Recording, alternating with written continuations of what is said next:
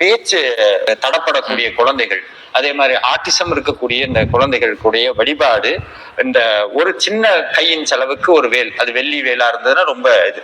அந்த வெள்ளி வேல் என்ன பண்ணணும்னா விபூதி, சுத்தமான பசுஞ்சான விபூதியில வச்சு நேரா பக்கத்துல இருக்க முருகன் கோவில்ல போய் வச்சு பூஜை பண்ணிட்டு கொண்டு வந்து வீட்டுல உட்கார்ந்து வேல் மாறல் பாராயணம் காலையில பண்ணணும். சாயந்தரம் சகலகலாவல்லி மாலைன்னு ஒண்ணு உண்டு.